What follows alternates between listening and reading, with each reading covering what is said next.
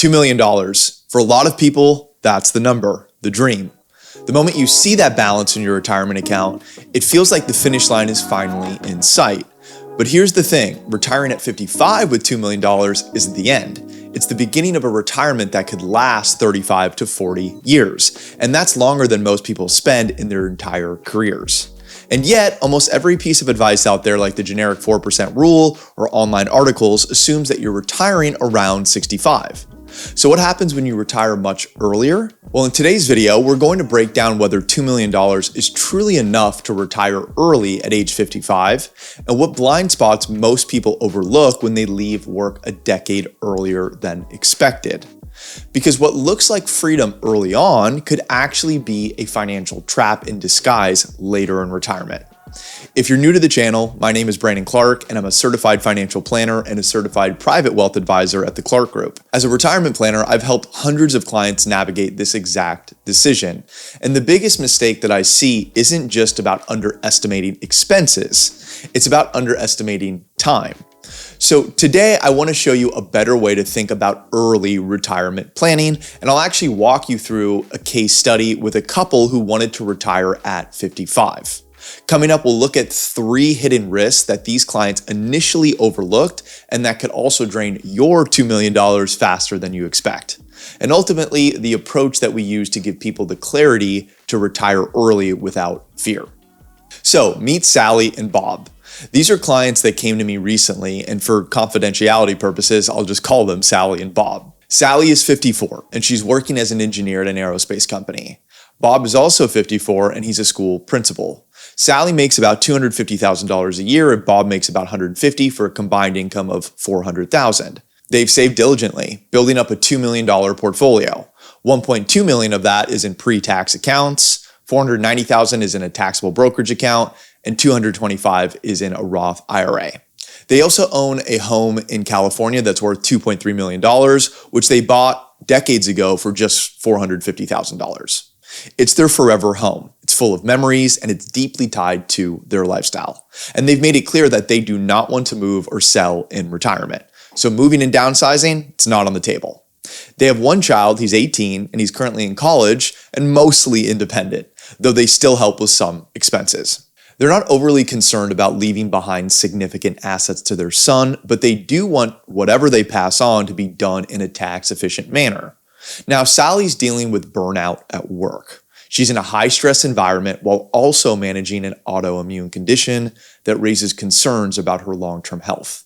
Bob's in pretty good health, but he did lose his dad to a heart attack at age 64, which makes him worry about his own life expectancy. Together, they're both asking, if our health changes down the road and deteriorates, will we regret not retiring while we still could travel, enjoy life together, and spend more time with our son? So they both want to retire next year at age 55. However, Bob did also express that he's open to pushing out retirement if needed just a few years. Their monthly expenses are currently around $11,000, and in retirement, they expect that number to drop to about $10,000, which includes a modest annual trip of roughly $15,000 per year. But when they ran the numbers on their own using the 4% rule, it didn't get them close to covering their goals and expenses after taxes. Their deeper fear that they'll retire too soon and then have to go back to work when they're older, an outcome that they desperately want to avoid. One final note, they've also been hearing a lot about Roth conversions, but they aren't sure if it's relevant to them or whether they should start converting. They have a little bit in Roth already, but that uncertainty is adding to their hesitation of retiring. Finally, when it comes to Social Security, Sally's projected benefit at 62 in today's dollars is about $26,650 a month, and Bob's is $2,450 a month, and these are key figures that will lower their withdrawal needs later on. Now, before we move on, even though not everything will be exactly similar to you in this case study, you may already be thinking, wow, a lot of this does sound similar to my situation. If you're wondering whether this could apply to you in your retirement planning, the best way to get clarity is to schedule a complimentary discovery call with our team. You can use the link in the description and we'll walk you through your specific goals and ultimately your retirement plan using our firm's profit process. Now, what did Bob and Sally overlook? There were 3 risks that they hadn't fully considered, but we ended up incorporating into their plan. The first was around healthcare and pre-Medicare cost. Their plan did not account for this initially. They knew they had to pay something for insurance before Medicare kicks in, but they had no idea what that would be. After connecting them with our health insurance agents, we modeled out $8,000 per year per person for health insurance pre-65. This made their projected spending for other expenses much more accurate. Also, they hadn't planned for long-term care costs at all, which we added into their plan for the last 2 years. The second risk was asset allocation risk. With 90% of their portfolio in stocks, they were heavily exposed to volatility. Now in their 30s or 40s, that was a good move, probably even recommended. But now with retirement in sight, major declines could be devastating, especially if they get hit right before or just after retirement. This is also known as sequence of returns risk. The third risk was around inflation. Their original plan assumed a 2% cost of living adjustment each year for expenses, for all expenses. But to make the plan more accurate, we modeled 3% general inflation and 5% inflation for healthcare. That did erode the real spending power faster than they expected, but the good news is that they were not doomed. All right, so one of the tools that we use within our financial planning software is Right Capital. Now, our framework for building dynamic plans goes beyond just a single number or a spreadsheet, and instead aligns with lifestyle, market shifts, and life expectancy. So we modeled Sally and Bob living another 35 years after 55. All right, so if we start with their Monte Carlo simulation, essentially their probability of success based on all of their goals, they come out with a 72% probability of success, so not bad at all. Our ideal target is about 75 to 80% plus. And essentially, we don't want it to be 100%. I've talked about this a few times. That might sound weird, but that statistically means you're guaranteed to leave behind a significant amount of assets for either your children or charity. And in Bob and Sally's situation, that's not what they want to do. So again, that sweet spot is 75 to 80%. So we're not quite there. Now, right off the bat, you can see between current plan and proposed plan, the ending value in today's dollars is pretty close, but it's actually a little higher with this proposed plan. Really, the only difference between the two is that the plan is suggesting that they claim early at age 62 versus waiting until their full retirement age, which is 67. And you can see right off the bat that that actually creates a higher ending value with them collecting earlier. Reason being is that they're bridging the gap from distributions out of their portfolio with that Social Security income. And this isn't always the case. It usually shows that clients should delay past age 62 all the way up until full retirement age or even 70 to maximize benefits. But for Bob and Sally, that was not the case. Now, if we see their current allocation, like we discussed, it's pretty aggressive. And that worked really well in the early years leading up to retirement. Right now, they've got essentially a 90% equity, 10% fixed income, call it, give or take, allocation for their entire portfolio. And on average, the return assumption is a little shy of 11%. That also shows the standard deviation a little shy of 15%. It's just a fancy way of saying volatility for this allocation. But we're recommending closer to a 70-30 blend of stocks and bonds. The reason is that you're limiting your downside exposure by adding more into fixed income, but you're also not giving up that much growth. Now, with this 70-30 blend, you can see the average annual returns about 9%, so not bad at all, and the standard deviation, meaning the volatility, does drop. So if we go back to their retirement assumption, we can see we're going to actually change that. We're going to go growth pre-retirement. So given they're about to retire, we want to change that allocation now. And then once they're actually in retirement, at least the first leg, we want to also have that 70-30 allocation as well. And so that'll probably decrease the plan. Actually, I know it will. It'll decrease the probability of success down to 60%, which is obviously not great. The reason being is that you're losing out on that roughly 11% average annual return that we saw with their current allocation because we're adding in fixed income. But they also don't want to run into sequence of returns risk right when they retire. And that order of your returns, the sequence of the returns that you generate, especially early on in retirement, is pivotal to long-term success. So if we go here to their stress test with their current plan, If we experience an equity drop of 20%, which is very realistic, right when they retire, that brings their probability of success down to about 50%. So obviously not good. Changing that increases their probability of success specifically for a market decline right when they retire. Now, if we shift over to their pre-Medicare health insurance costs, remember they had put an estimate for what they thought that was going to be within this monthly expense amount, but it was not accurate. They lowballed it significantly. So what we did is we itemized for each of them and we got an accurate amount, which was $8,000 per year for each of them up until Medicare kicks in at 65. So we added that, which actually decreased the probability of success. But now what we can do here for their monthly expense is drop that down. After we did an itemized expense list for them, basically their updated budget, it was closer to about $8,500. But I like to round up when we go through expenses. So we rounded up to $9,000 just to see how the plan would populate that. And it's going to help. It's going to increase that probability of success a bit.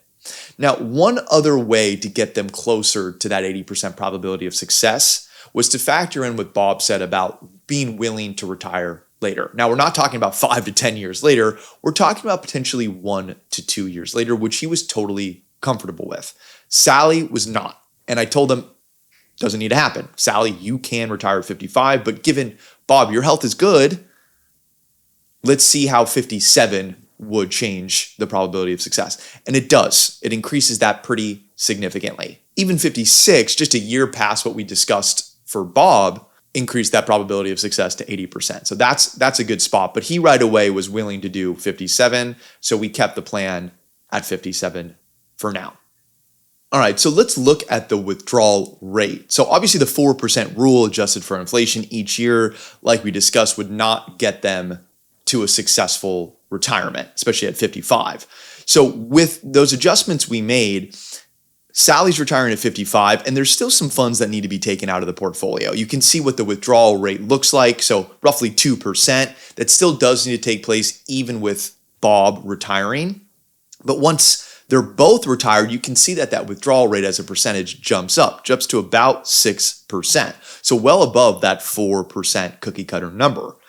And you can see it's roughly 6 to 5% until Social Security kicks in, at which point that drops down to about 4%.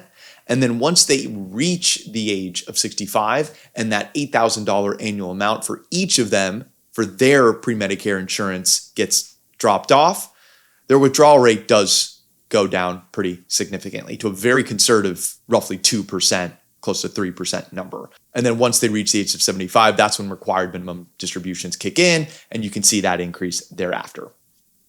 Now, if we shift over to where they pull funds from right when they retire, we know that they can't take funds out, or they shouldn't take funds out of their retirement accounts before the age of 59 and a half. There are some rules or some strategies you can use, like the Rule 72T and the Rule 55, to avoid that 10% tax penalty. But given they have that taxable brokerage account, that's an excellent account to pull from first when in retirement, not only because there's no penalty, but from a tax efficient standpoint. So you can see where the funds are being taken from. It's being first taken from the taxable accounts. And then once they get past the age of 59 and a half, we see that taken out of their retirement accounts. So if we go back to the ending balances, you can see that the taxable account is declining, but that's what it's there for. While the other accounts are growing pretty nicely, especially the Roth. We're really not tapping into that a little bit when they first retire, but we're letting that account compound and grow 100% tax-free. So with their withdrawals, even though it's pretty high early on, in a sense, their ending balances are really growing nicely.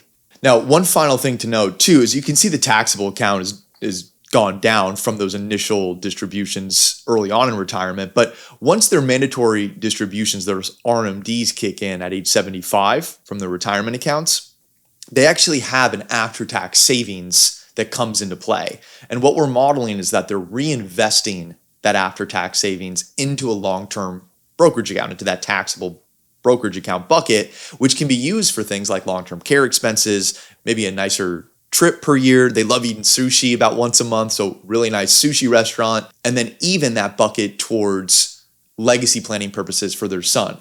This account gets a step up in cost basis just like their home does, meaning that their son gets essentially a tax-free bucket for both the brokerage account and their home once they pass away. So this is being, the tax efficient approach is being incorporated within their plan.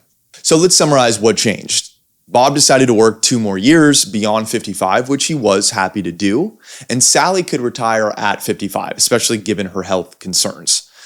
They reduced their monthly retirement spending from $10,000 to $9,000 a month, and they shifted their stock allocation from 90-10 to a more stable 70-30 allocation.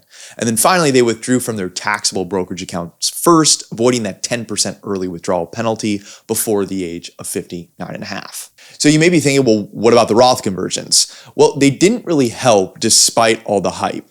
They didn't apply well specifically for them after we did some extra modeling, because doing so would have actually increased their tax bill unnecessarily. They already had a good chunk in a Roth bucket, so we wanted to let that bucket grow untouched while we took funds first from the brokerage account and the IRA. So early on in retirement, the withdrawal rate is around 5 to 7%, but once Social Security kicks in at age 62, that rate drops below 4%, making it much more sustainable. Well, of course, there were trade-offs. Bob has to stay in the workforce a bit longer than he anticipated, and they did trim back spending in a sense. They also reduced their investment risk, but what did they gain? They gained peace of mind. They don't need to rely on the complicated 72T rule, and they avoid early withdrawal penalties. And finally, when it comes to legacy, their home does become a very powerful asset like we discussed, with that step up in cost basis at death, which was another reason why we didn't want to force those Roth conversions. So what did Sally and Bob learn? Well, they discovered that their fear wasn't necessarily just about money. It was also about certain assumptions specifically for them. So Sally's retiring at age 55 next year and really could not be happier. And Bob's right behind her. So retirement success doesn't mean being overly aggressive or even too conservative. It means making clear, aligned decisions that supports the life that you want to live. And we had to address the real risks that could impact that success as well. You can't be blind to that. Now, if you're facing similar questions gearing up for retirement, you can click the link below to schedule your complimentary discovery call. We'll walk through your plan, help you identify gaps, and give you the right tools to make your retirement vision a reality. Because retirement isn't just about hitting a number, it's about creating a life that you're excited to live. Thanks for watching. Looking forward to seeing you in the next video.